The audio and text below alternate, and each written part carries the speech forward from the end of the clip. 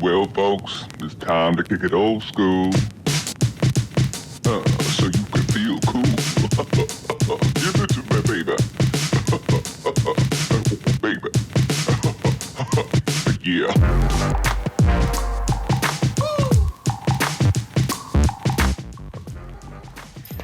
Good morning. Good morning, ladies.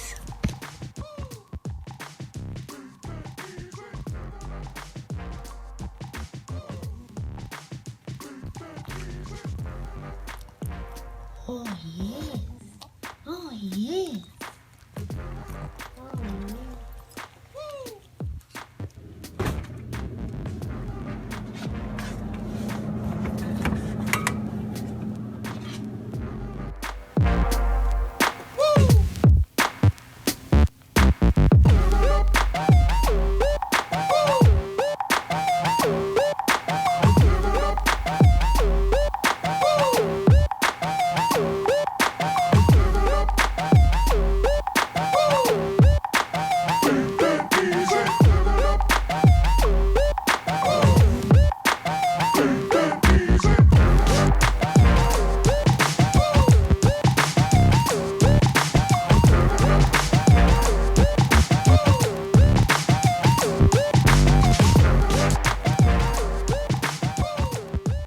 So excuse the bedhead, but a lot of you guys are probably wondering what this weird, contraption or whatever that I have on my legs is. The first one is an ice pack.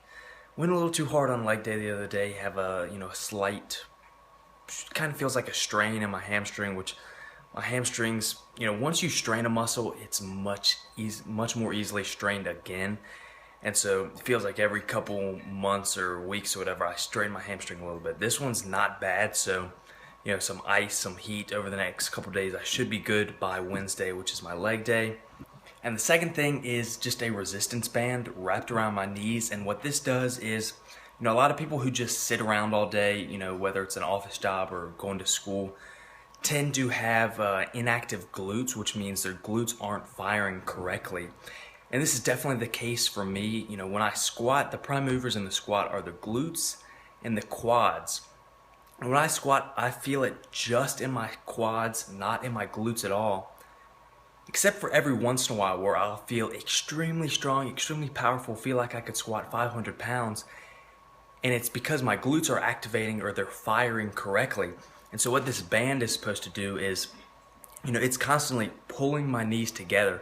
So to fight that, I have to, externally rotate my hips. I have to force my knees outwards, which engages my glutes.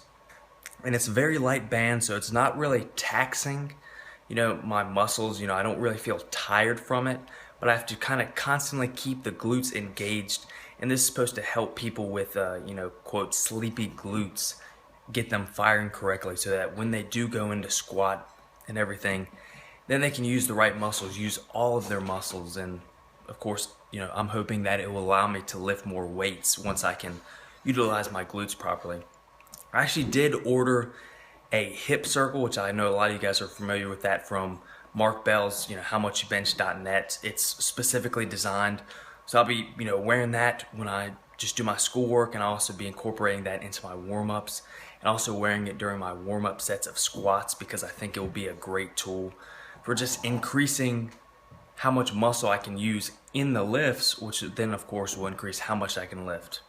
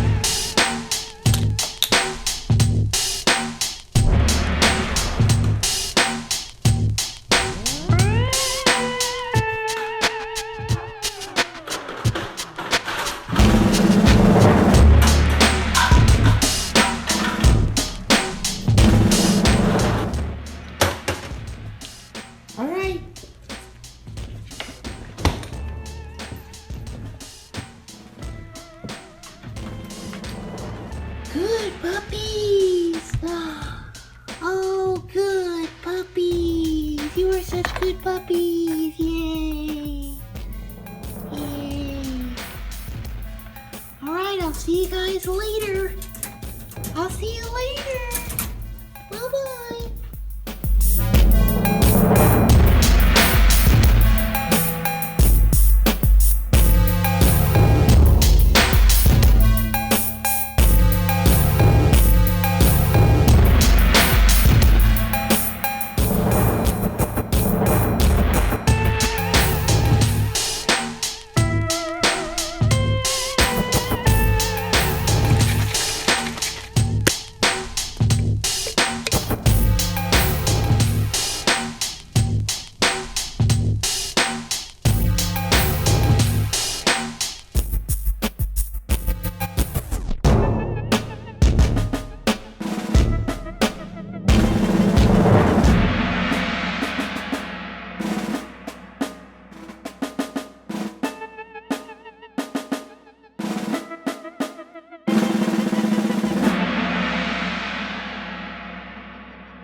What's going on, guys? Starting this pull day off with weighted chin-ups. Now, the difference between chin-ups and pull-ups is just the underhand or supinated grip.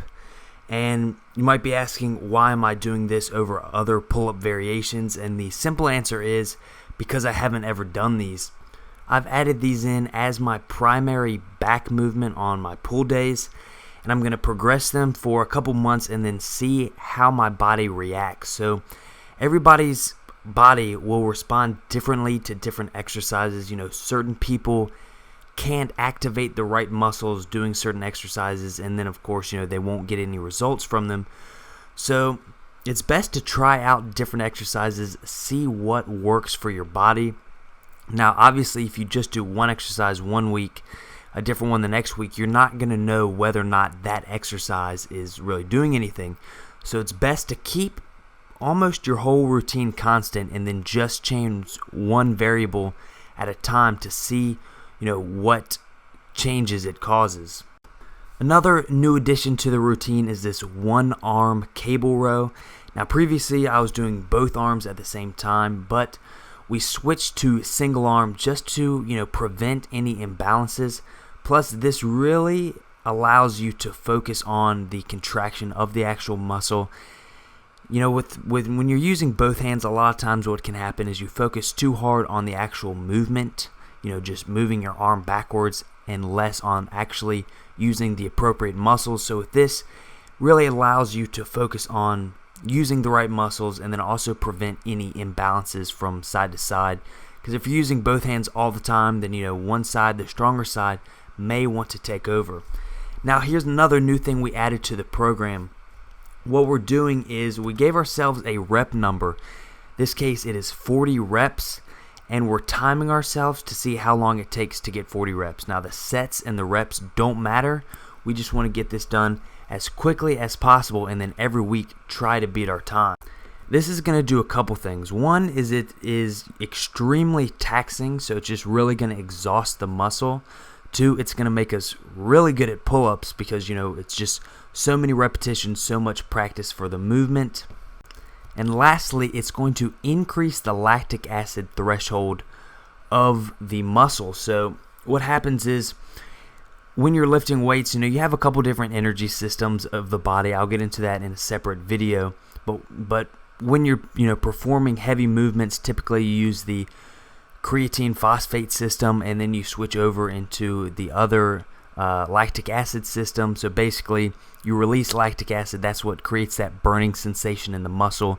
You use that as fuel, but what happens is when you can't use that as fuel as fast as your body is producing it, that's what causes fatigue.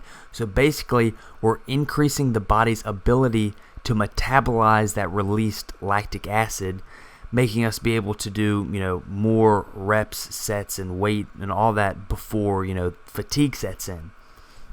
Here we have a nice superset. Another new addition to the program is the incline curls with your arms hanging, really focusing on the stretch at the bottom. So you can orientate your arms in such a way where you're not getting a stretch, and also, you know, you're kind of cheating by bringing your elbows forward. What you want to really focus on those is keeping your elbows in the same place, using just your biceps, and then making sure you get a stretch at the bottom. Now, normally I curl 55 pounds, but on those, 5 sets of 15 with just 20-pound dumbbells had me screaming. Then we supersetted this with dumbbell shrugs. I really like dumbbell shrugs because you can really control the angle and the movement a lot more than barbell shrugs. Plus, if you're a man, barbell shrugs can kind of hit you in a bad place, and it's not very comfortable. Next up is a tri-set or a giant set, whatever you want to call it. And my form is extremely sloppy on these because I was just exhausted. But dumbbell pullovers. This is great for lats, but as you can see, what I'm doing wrong is there's actually more movement in my elbow joint than there is the shoulder joint. So basically, you want a slight bend in the elbows, but you want to keep that angle constant throughout the movement and just focus on squeezing your lats and pulling over with that. Then we move straight into dumbbell rear delt flies, and then after that, dumbbell hammer curls with the exact same weight. Now, a couple things not in the video were some face pulls, some more straight arm pull downs with the rope, and then blood flow restriction training on the biceps. But I'll put all that in another video because this is getting too long. If you guys enjoyed, the extra effort I put into editing, some of the random babbling I do, or maybe even learn something from this video, please give it a thumbs up rating, and don't forget to tell your friends about it because, I'm trying to grow this channel, trying to help out more people, entertain more people, whatever you want to call it. But until next time, thank you guys for watching, and have a great day.